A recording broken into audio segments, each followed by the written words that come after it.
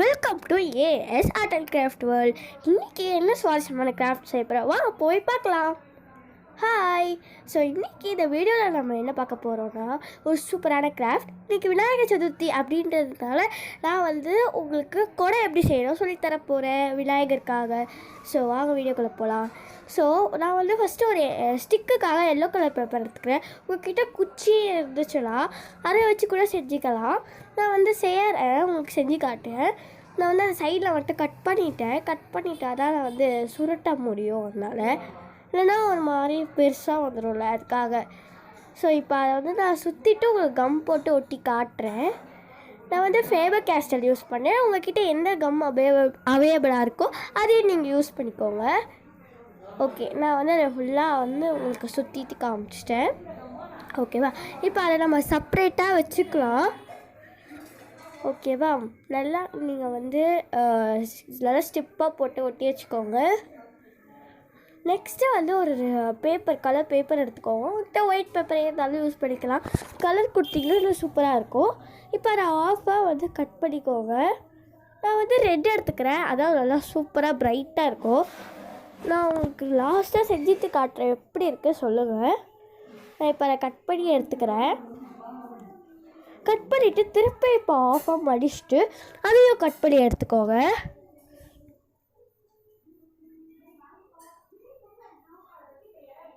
கரெக்டாக மடிச்சுட்டு நீங்கள் கட் பண்ணி எடுத்துக்கோங்க. இப்போ நான் கட் பண்ணிவிட்டேன், ஒன்று வச்சுக்கோங்க. இப்போ நான் ஃபேன் எப்படி ரெடி பண்ணுவோம், நம்ம சும்மா காற்று வராதுக்காக விசறத்துக்குன்ட்டு ஒன்று செய்வோம்ல, அதே மாதிரி இந்த மாதிரி அந்த இருக்கிற பேப்பரில் நம்ம செஞ்சு கம் போட்டு ஸ்டிக் பண்ணிக்க போகிறோம். நம்ம சில சமயம் டெக்கரேஷனுக்காக ஃப்ளவர் கூட செய்வோம்ல பேப்பரில், இந்த மாதிரி செய்வோம்ல, அதே ஸ்டெப் தான் இப்போ செய்ய போகிறோம். அந்த மாதிரி செஞ்சு ரெடி பண்ணிக்கோங்க. ஆனால் நம்ம ஃபுல்லாக ஒட்ட மாட்டோம். ஓகேவா? ஓப்பனிங் க்ளோஸ் இருக்கும். ஓகேவா? அதே மாதிரி இன்னொரு பேப்பர் நான் கீழே வச்சுருக்கேன்ல, அதுலேயும் நம்ம ரெடி பண்ணிக்கலாம். நான் மடிச்சுக்கிறேன். ஏன்னா நல்லா மடித்தாதான் ஃபுல்லாக ரவுண்டு வரும். அதனால தான் நான் அந்த மாதிரி மடிச்சுக்கிறேன். இன்னொரு பேப்பர் இருக்குல்ல, அதுலேயும் அதே மாதிரி பண்ணிக்கோங்க.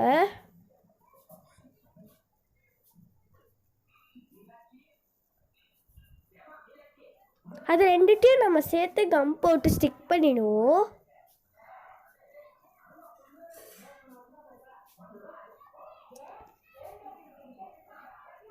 நான் உங்களுக்கு இதையும் செய்கிறத காட்டுறேன். இது விநாயகர் சதுர்த்திக்கான ஸ்பெஷல். இது நம்ம கொடையெல்லாம் வெளியில் வாங்கணுன்ட்டு அவசியம் இல்லை, வீட்டிலே ரெடி பண்ணலாம். ரொம்ப சூப்பராக இருக்கும். கலர் பேப்பர் இருந்துச்சுன்னா நல்லா பிரைட் கலராக நீங்கள் தேர்ந்தெடுத்துக்கோங்க. உங்கள்கிட்ட கலர் பேப்பர் யூஸ் பண்ணிங்கன்னா இப்போ நம்ம அதை போட்டு ஸ்டிக் பண்ணிடலாம். நம்ம ஒன்று செய்கிறோம்ல, அதை எல்லாத்தையும் இப்படி தான் ஸ்டிக் பண்ணிப்போம். லாஸ்ட்டாக செய்வோம்ல, அதை மட்டும் ஸ்டிக் பண்ண மாட்டோம். அப்போ தான் ரவுண்டாக நம்ம வேறு எப்போ ஓப்பன் பண்ணிக்கலாம், க்ளோஸ் பண்ணிக்கலாம். பட் நான் உங்களுக்கு ஓப்பன்லாம் பண்ணி காட்டல, நான் ரப்பர் பேண்ட் போட்டு வச்சுருவேன். இதுக்கு ரப்பர் பேண்ட் தேவை. நீங்கள் அப்படியே கொடை மாதிரியே அப்படியே வச்சுக்கணும். ஓப்பன் க்ளோஸ்லாம் வேணும்னா நீங்கள் அதை யூஸ் பண்ண வேணாம். நான் உங்களுக்கு அதை கூட எப்படி செய்யணும்னு சொல்கிறேன். சைடில் கொஞ்சம் பேப்பர் எக்ஸ்ட்ராவாக இருந்துச்சு, அதை கட் பண்ணிக்கிறேன். இப்போது நான் டெக்கரேட் பண்ண போகிறேன். எப்படின்னா ஃப்ளவர் மாதிரி நான் கட் பண்ணிக்கிறேன். நான் அப்படி கட் பண்ணல, அதே மாதிரி கட் பண்ணிக்கிட்டேன். இதே மாதிரி நம்ம இன்னும் கொஞ்சமும் செஞ்சு வச்சுக்கலாம்.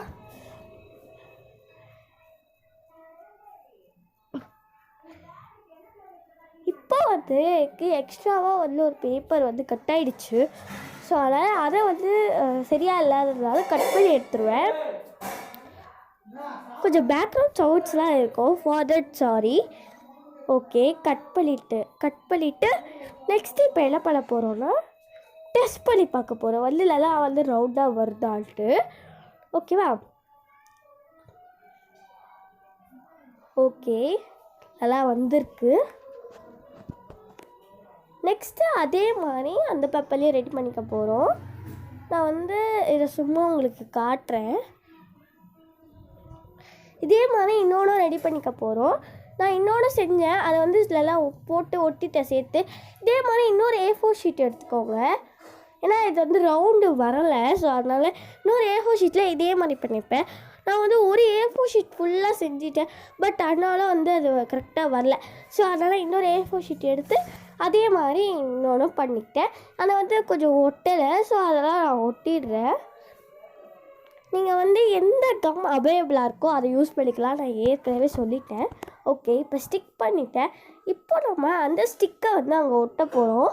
உங்கள்கிட்ட ஃபெவிபாண்ட் இருந்தால் யூஸ் பண்ணுங்க. என்கிட்ட இருக்குது, பட் நான் வந்து நார்மல் கம்லேயே யூஸ் பண்ணி ஒட்டிட்டேன்.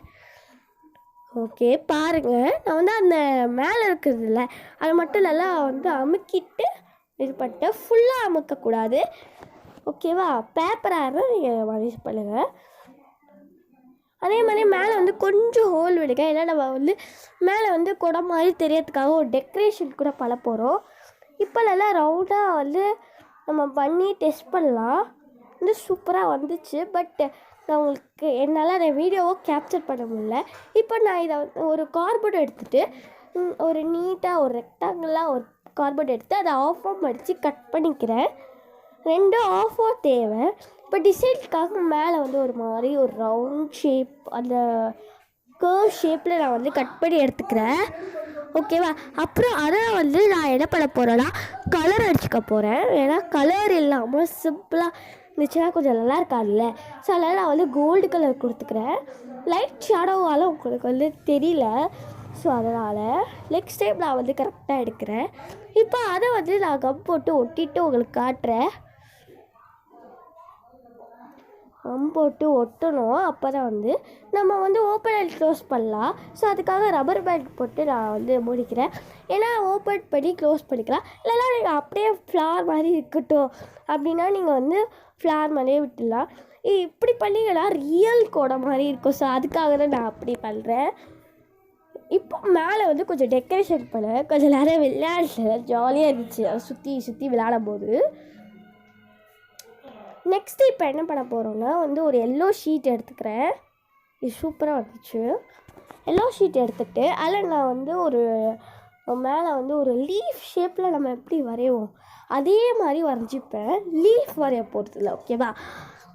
ஓகேவா? அதை வந்து கட் பண்ணி எடுத்துக்கிட்டு நம்ம வந்து விநாயகர் சதுர்த்தி அப்படின்றதுனால பிள்ளையாரை நான் வந்து வரைஞ்சிக்குவேன். அதை கட் பண்ணிவிட்டு நான் உங்களுக்கு பிள்ளையாரெலாம் வரைஞ்சிட்டேன்.